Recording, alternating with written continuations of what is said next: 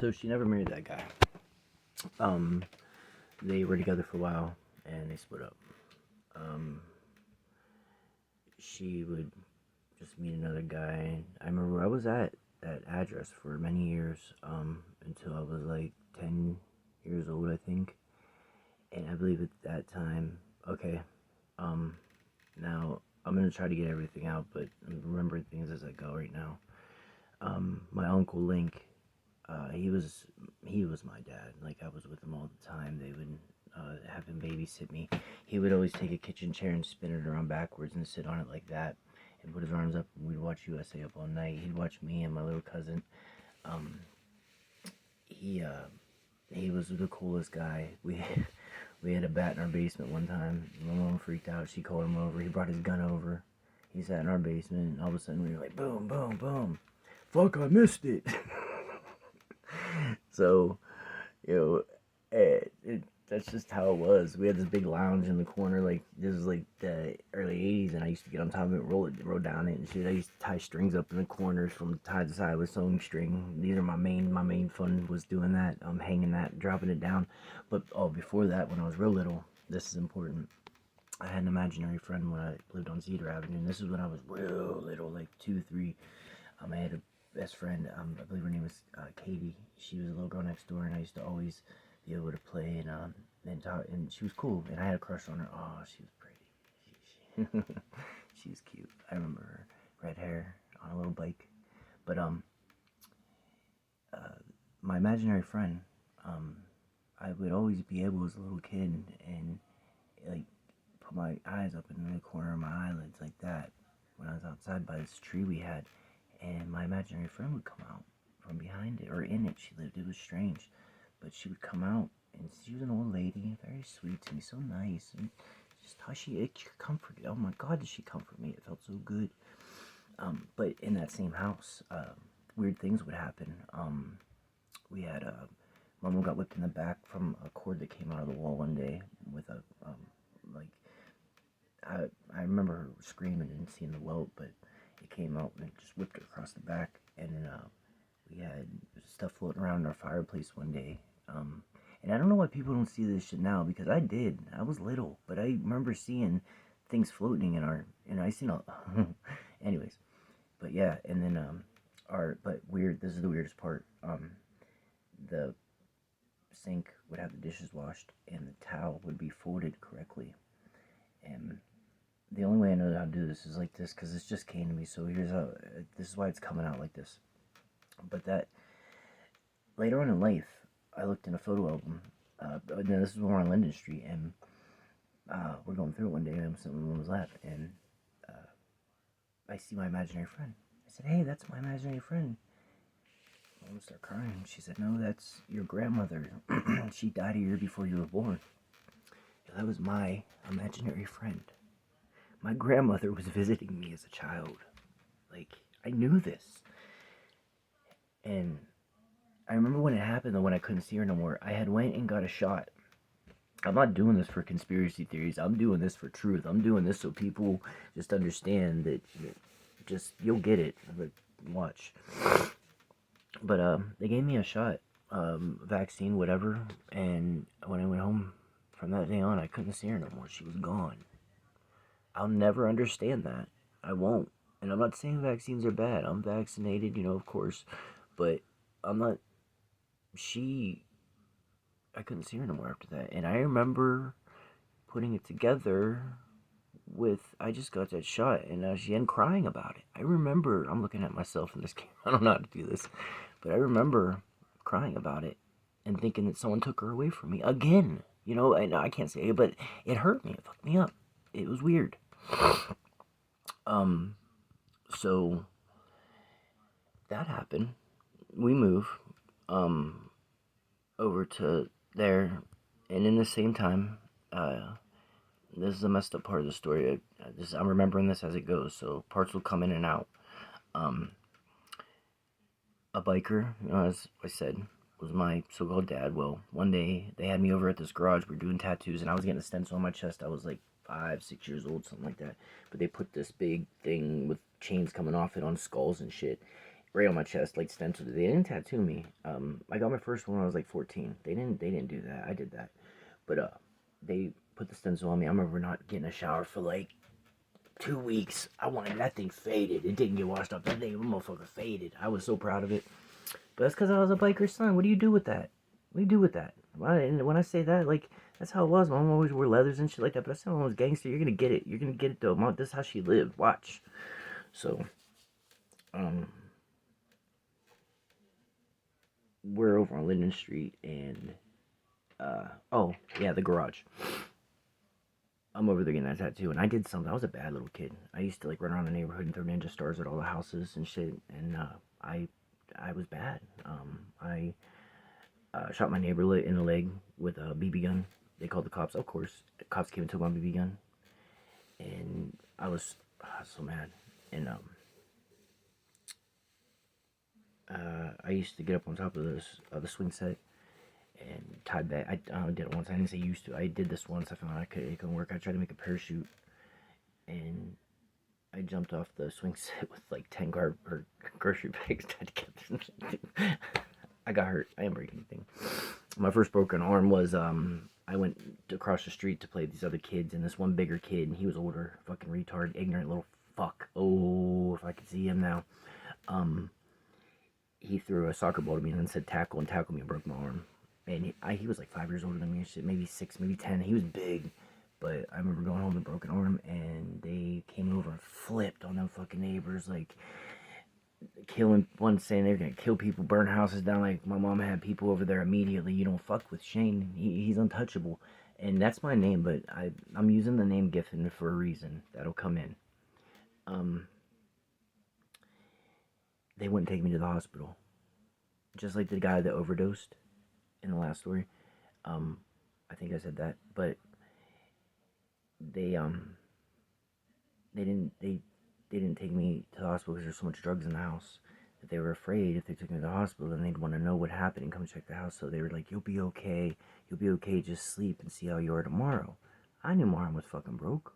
I was like 5, 6 years. I knew my arm was fucking broke though. Come on. But I slept with my arm up like this all night long. And I remember the next day they actually took me to the hospital. Around the same time, I had gotten a fever, and I was put inside a bubble for a week. And I remember actually being strapped down and given a shot. I fell off the fireplace one day. I was playing on it, and it had only 3 legs. One of the legs were broken. I slipped and fell, and I busted my head on the fire. I wonder if the fireplace is still there. But I'd love to get that house. But I busted my head on the fireplace. They took me to the hospital. They had to strap me down in a rainbow thing. Give me things in my head and like shots and stitches, staples and shit.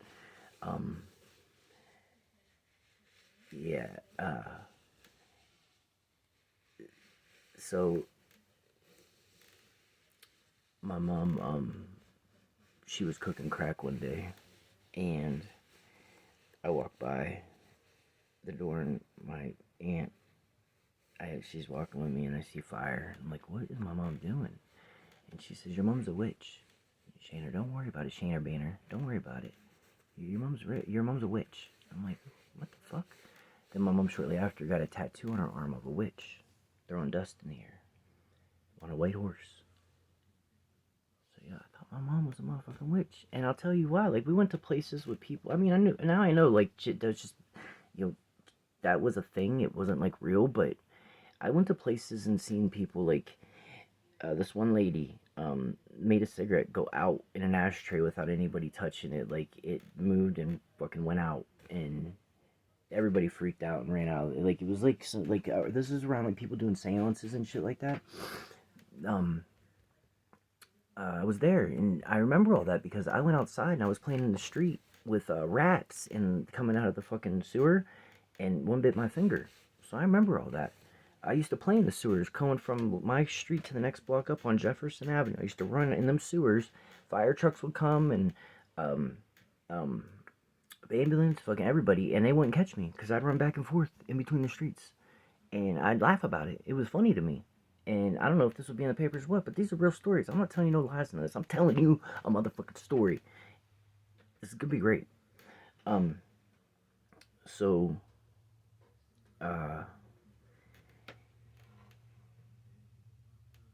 yeah, with the drugs though, 1985 came, so I must have been 5 going to 6. She would take me over to Brookfield, Ohio to this lady's house, and they would cook so much dope. It was unbelievable, but I was a little kid. She also had another friend over in Sharon that we'd go to, and they'd let me stay in the living room, but I was always happy if I just got to watch like Night of the Living Dead and Resident, like you're not well, like older movies like that. I remember seeing this one movie. It affected me. It was the beginning of it started with I never seen it again, but this guy was he had a dead body in the back of his truck, some female, and this dude's walking across the bridge, and he sees him like down drinking a beer, and he goes down. He's like, "What's up?" And he shows him what was going on, and I forget the rest of it. I remember that affected me, and I remember seeing it because at that same time I knew that I was there for a bad reason. I always knew when I was going with her that we were going. Like she kept me by her side. I mean, it was my mom. This is what she did, but she did what she could to love me, and yeah, but uh, so when she was little, I remember where I'm going with these things. I'm like I want everything to come out. When she was little, uh, she would tell me how, or not when I was little, around the same age. I learned all this stuff really young. Like that's in the like it just all happened like this.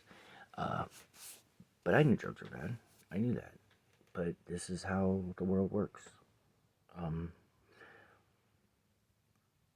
I hope people do get help off of this. I hope people realize that there's no reason to do anything, so just be yourself. Don't fall into dumb shit.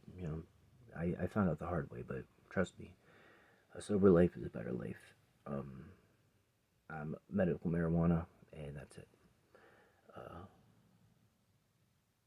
all right. Um, she would tell me how she was molested by my grandfather, and so I knew that. And I would go over to his house for only Thanksgiving, Christmas around that time because we always ride the sled boards down. They had these two big hills that would go down. And we used to always ride them. Me and my cousins, we loved it. That was our favorite time. That was why we wanted to go over there. And then we'd run around the house and act like fucking idiots and get yelled at by him. But he hated me. He loved them. He loved them, but he hated me. I was an outcast. My mom wasn't his daughter. So he hated me. And I knew that was the reason why. She told me what was going on already. Like I knew, oh, with my grandmother, the one that was my imaginary friend, she had a heart attack, but he beat her. I walked in on him hitting her. He was very abusive to her, or not. I didn't walk. I walked in on him doing stuff with my mother. Now, let me just. But my mom told me after I found out things about my grandmother that she was abused by my grandfather and she had a heart attack a year before I was born. So, I might as well get this. Well, this is what happened with that. Later in life, 10 years old, my mom got into a fight with her boyfriend. She ended up stabbing him in the back with a turkey fork. She ripped it down his back. She hands the fork to me and says, "Son, go hide this." So I run it outside and I put it underneath some bricks. And then I proceed to go outside and throw rocks at his vans and knock all the windows out of him because he was hitting my mom. But she ended up slicing his back and drop kicking him. So, anyways, the cops ended up being on their way. We left, went to my grandfather's house.